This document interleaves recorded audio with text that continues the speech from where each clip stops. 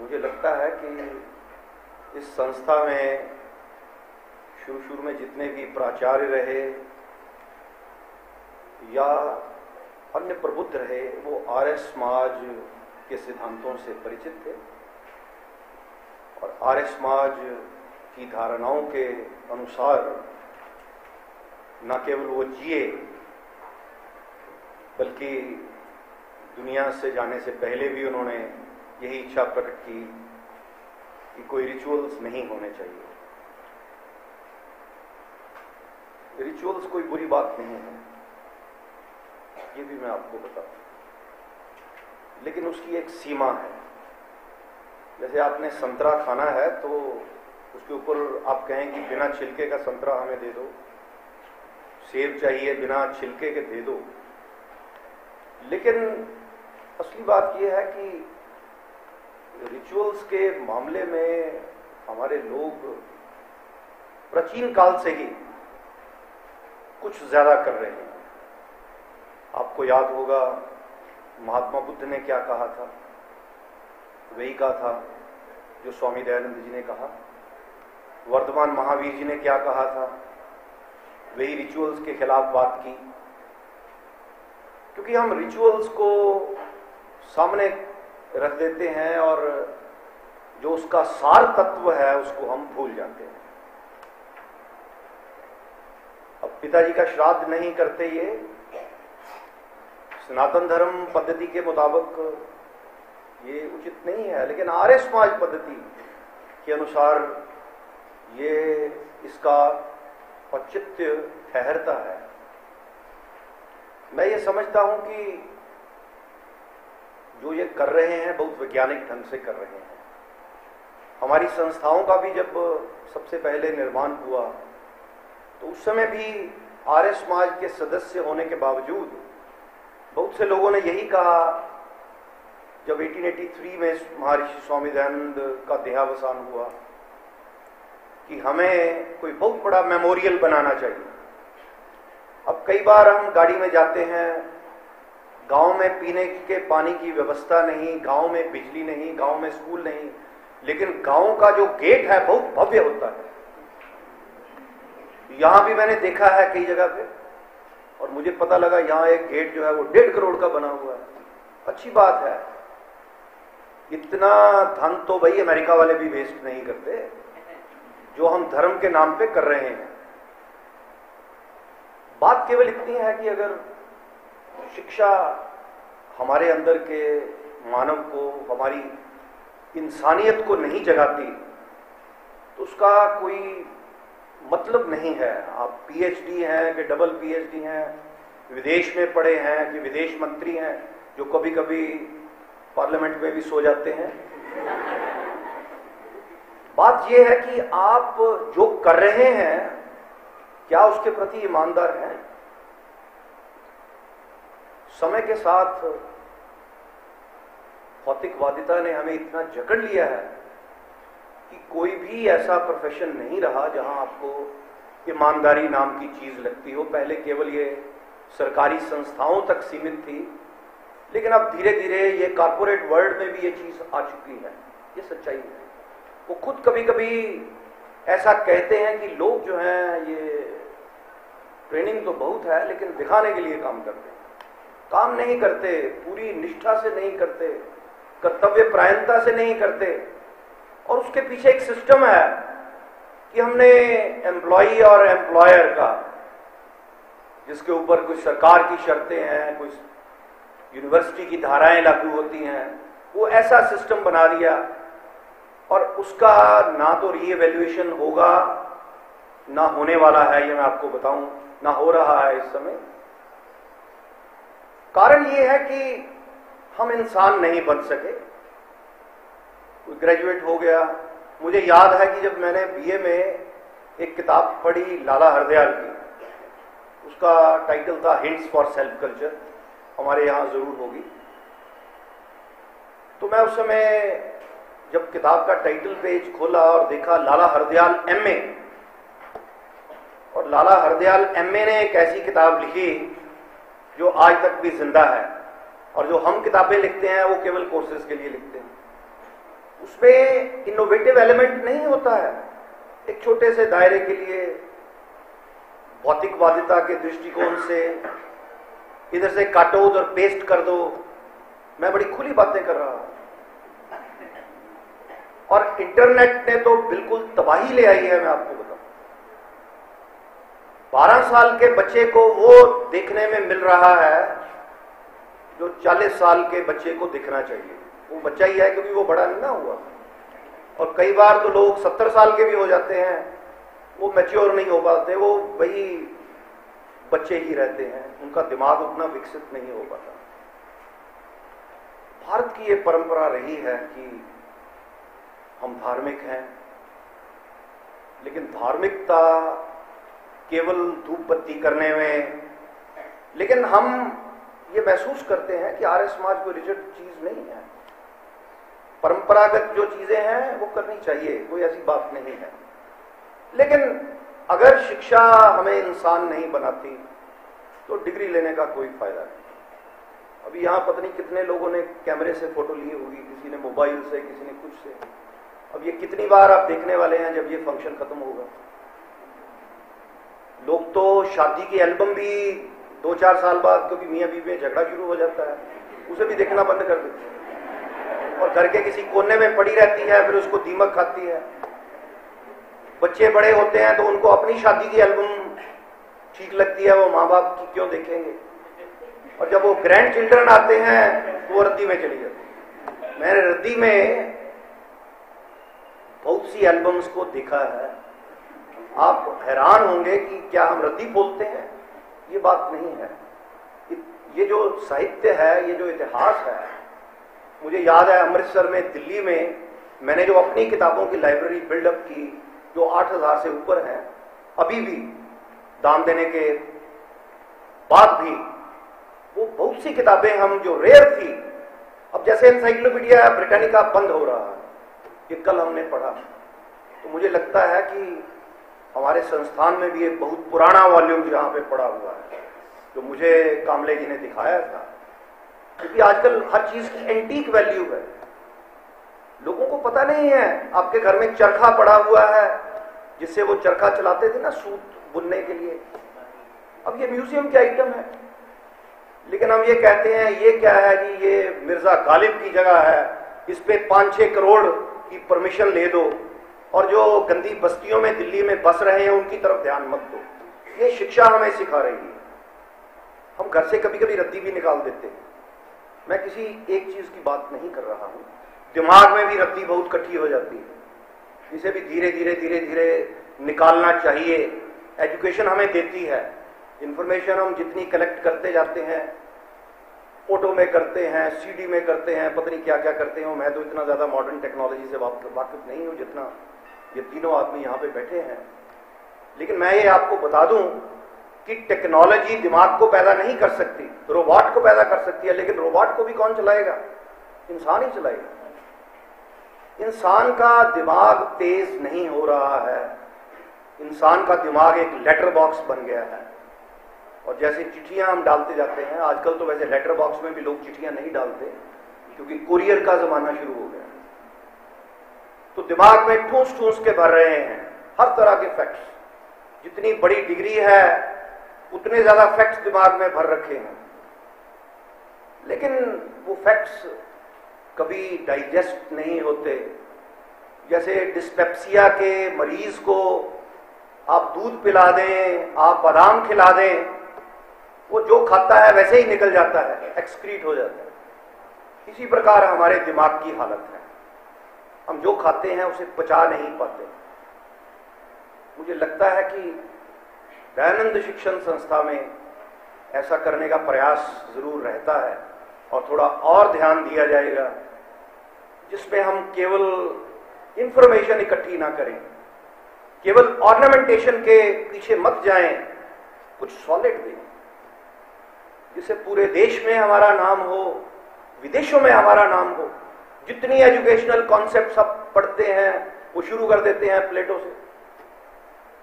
प्लेटो ने क्या कहा, सुकरात ने क्योंकि लिखा कुछ नहीं, इसलिए जो प्लेटो ने उससे सुना या समझा वही लिख दिया।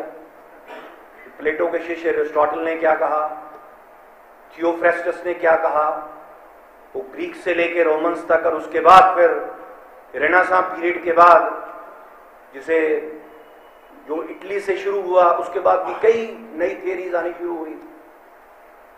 और मध्यकालीन युग में तो फिर ऐसे ही चलता गया, केवल इंफॉर्मेशन इकट्ठी हो रही है। आजकल सेमिनार्स में क्या होता है, हमारे शास्त्रार्थ में होता था, अगर द्वैतवादी और अद्वैतवादी का शास्त्रार्थ होता है, जैसे होते रहे हैं, आदि शंकराचार्य के शास्त्रार्थ जो हुए हैं उनके बारे में आपने सुना है, आप किसी निष्कर्ष पर पहुंचते थे।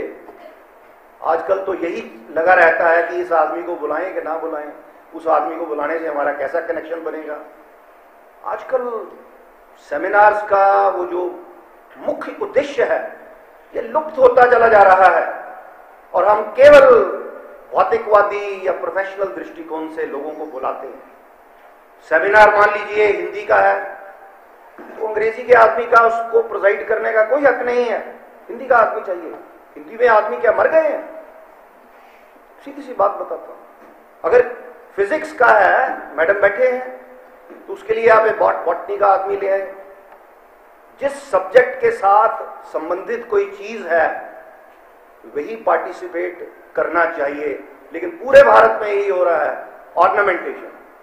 और हमने सेमिनार्स में देखा, जो 3-3 दिन के जो इंटरनेशनल भी होते हैं, उनमें केवल जो फर्स्ट सेशन होता है, ओपनिंग सेशन, उस समय तक लोग रहते हैं।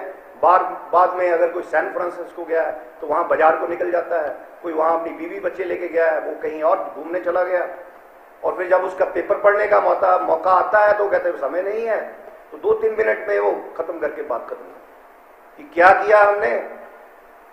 सुबह से शाम तक 100 पेपर हो गए, और सुबह से शाम तक तो एक पेपर भी नहीं हो सकता। ये जो शिक्षा पद्धति में मैं अपनी लाइफ के फैग एंड पे ये बातें कह रहा हूं, क्योंकि मैं थोड़ा ऑब्जेक्टिव व्यू ले सकता हूं, ना मैं प्राचार्य हूं, ना मैं पेपर लिखने वाला हूं, लेकिन इन चीजों को सुधारने की आवश्यकता है।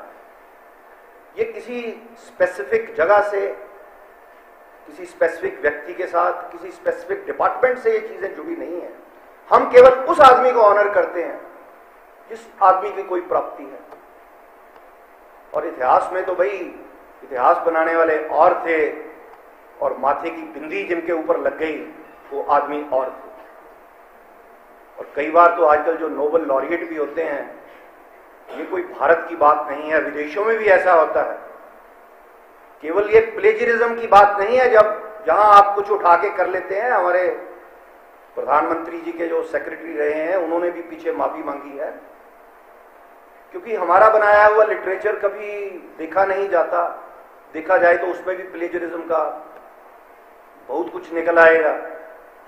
क्या हम क्रिएटिव हैं, क्या हम इनोवेटिव हैं, ये खुद हमें सोचना पड़ेगा। आप एक साल में एक रिसर्च पेपर करो। मुझे अभी तक याद है, अभी मैं अपने प्रोफेशन में बच्चा था, लेकिन उत्सुक बहुत था। उत्सुकता तो अभी भी है, लेकिन हम कुछ ज्यादा कर नहीं सकते। पटियाला यूनिवर्सिटी में एक नेशनल सेमिनार था, तो हम भी चले गए। ऐसे ही है जैसे यहां पे भी हम कुछ लोग यहां बैठे हैं, कुछ यहां बैठे हैं, तो उस समय हम वहां बैठने वाले लोग थे, वो भी सबसे पीछे बैक बेंचर, क्योंकि फ्रंट पे तो धीरे धीरे भी ये प्रोफेसर की कुर्सी है, ये उसकी कुर्सी है। तो रूस से एक इतिहासकार आए, शायद उनकी किताब यहां लाइब्रेरी में हो, मुझे पता नहीं है। एक हिस्ट्री ऑफ इंडिया उनकी किताब है, 2 वॉल्यूम्स में। ऑथर का नाम नहीं पता, क्योंकि महाराष्ट्र के नामों की तरह वो जो रूस के नाम भी है वो मेरे दिमाग में जल्दी एंटर नहीं करते। थोड़ा फिजिक्स पढ़नी पड़ेगी, शायद वो एंटर करना शुरू करें। तो उनको हमारे जो प्रोफेसर एंड हेड थे, उनका नाम था, चलो नाम क्या लेना है, अब दुनिया में नहीं है, उन्होंने ऐसे हाथ आगे बढ़ाया, मैं इंसिडेंटली वहां पे था, तो I was a good observer. तो कहता I am so and so, I have written 50 books. कहता आई एम, उसने अपना नाम लिया, आई हैव रिटन ओनली 1। और जो सो एंड सो है और यूनिवर्सिटी के प्रोफेसर हैं, बाद में वाइस चांसलर भी हो गए और पता नहीं क्या क्या रहे होंगे, क्योंकि हमने उनका पूरा उनको फॉलो अप नहीं किया।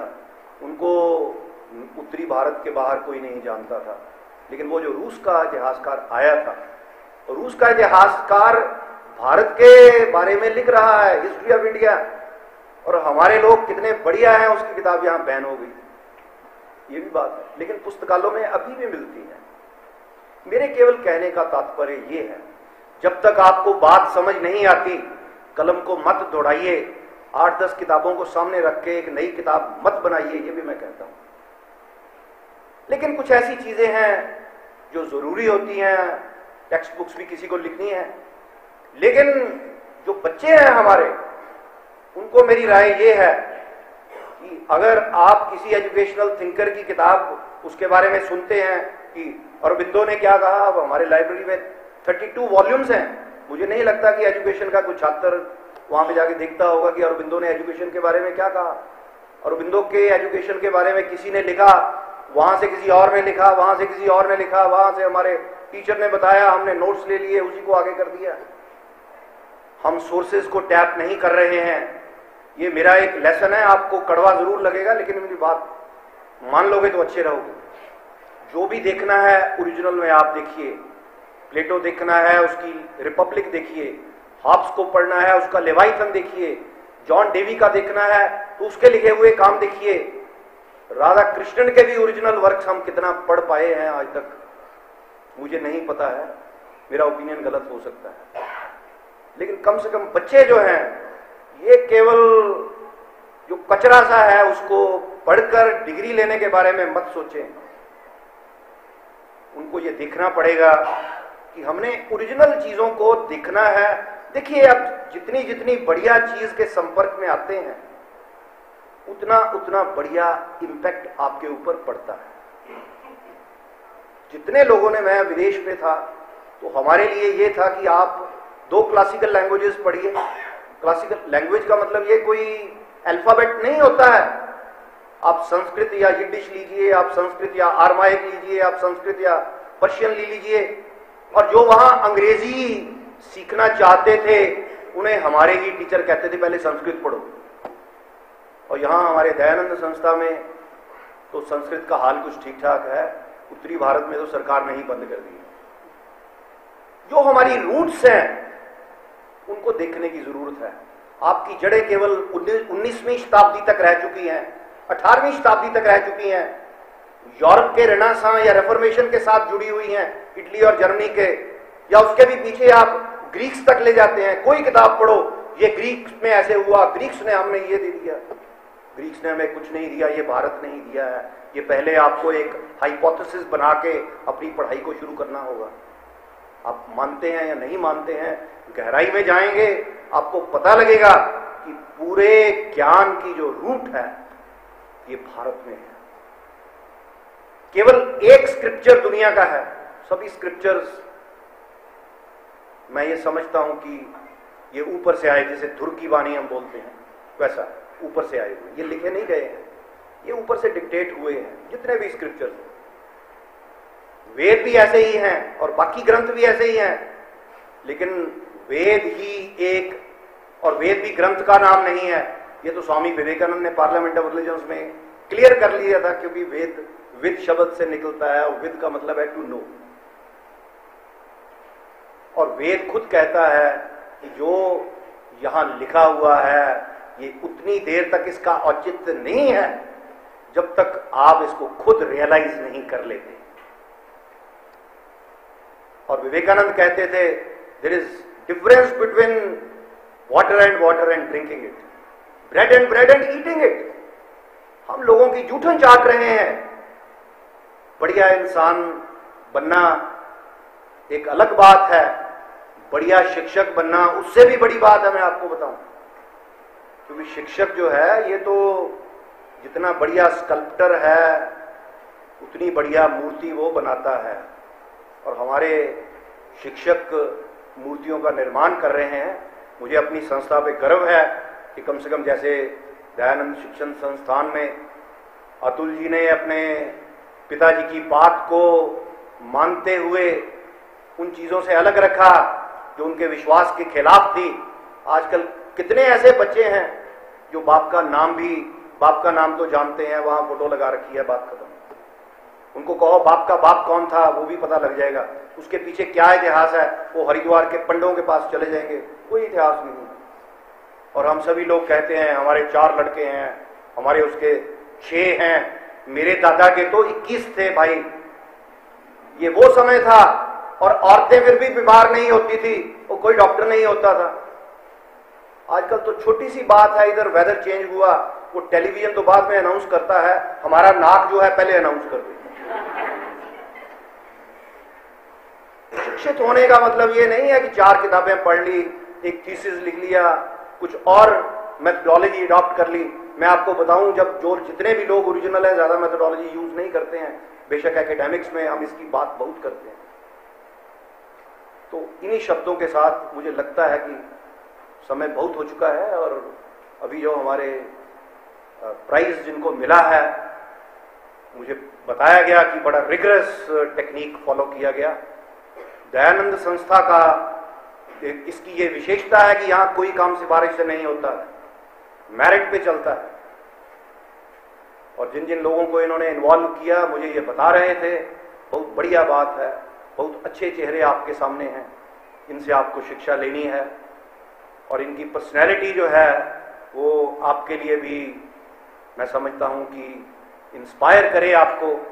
और जैसा मैंने कहा है कि आप भी ओरिजिनल, बिल्कुल आप ओरिजिनल होइए, आप इनोवेटिव होंगे, और समय की धारा के अनुसार मत चलिए, समय की धारा को मोड़िए।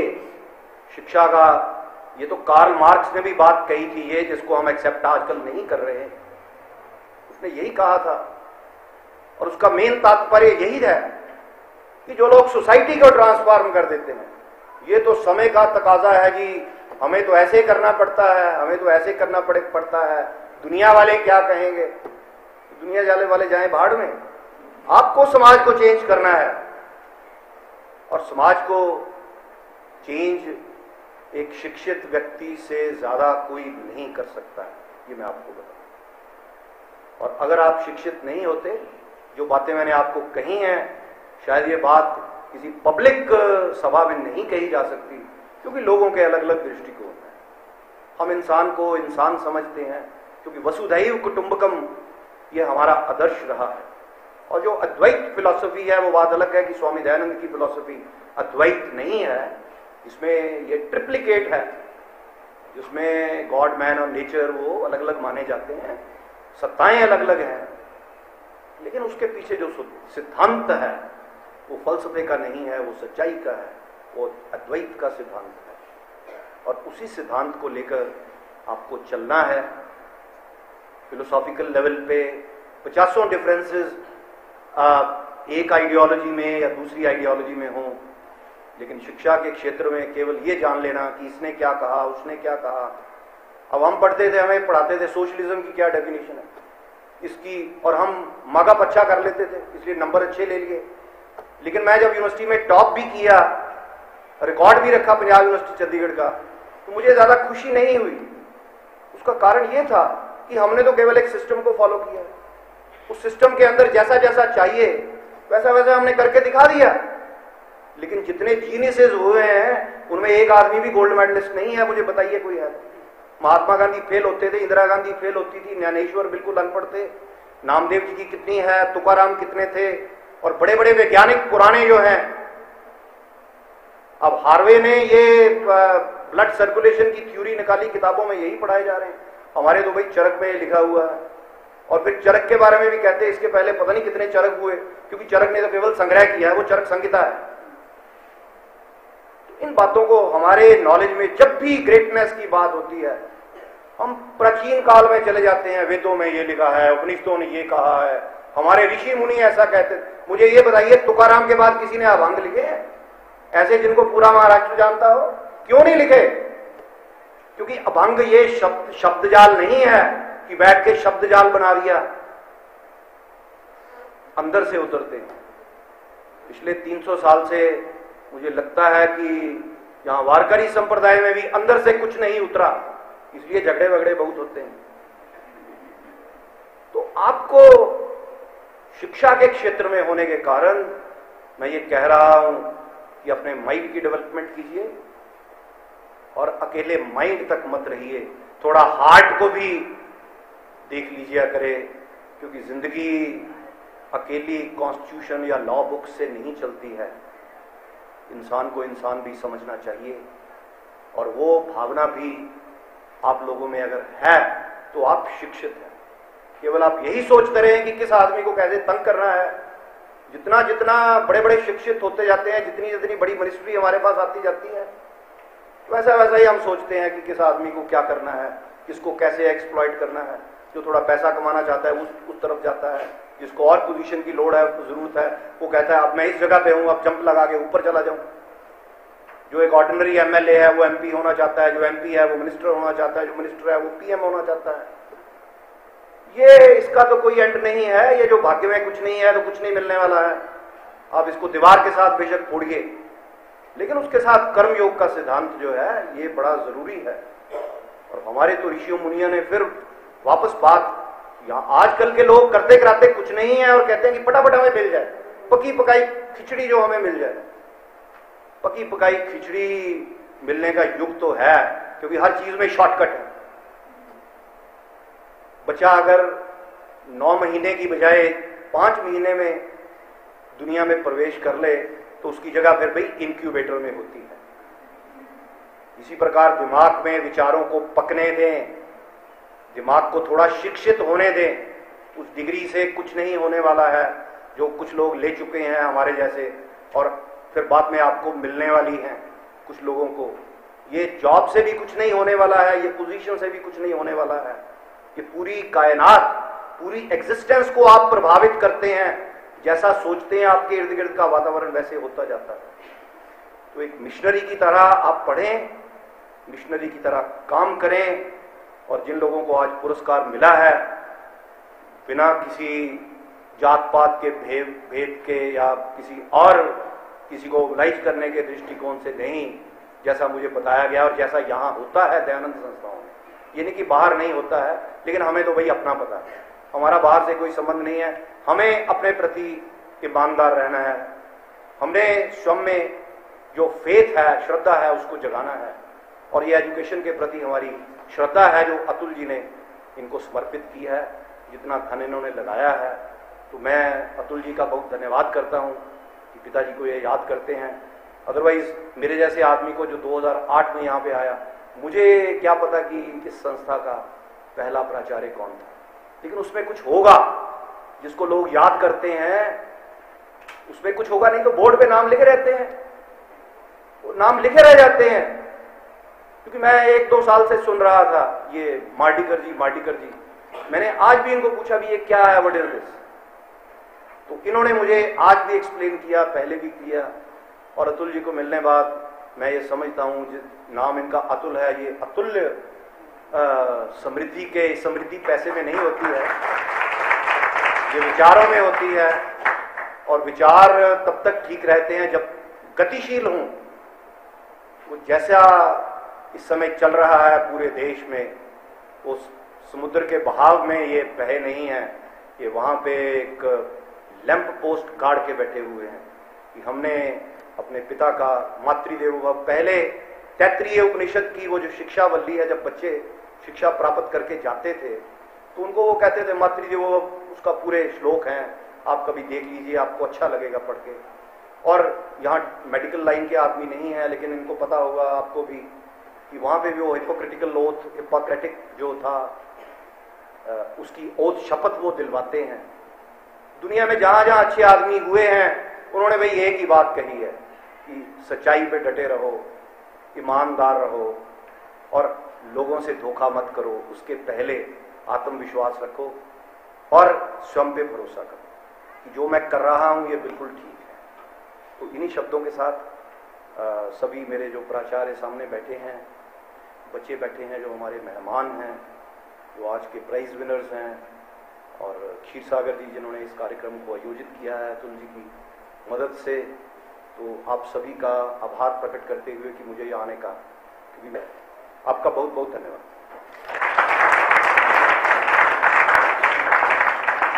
धन्यवाद सर।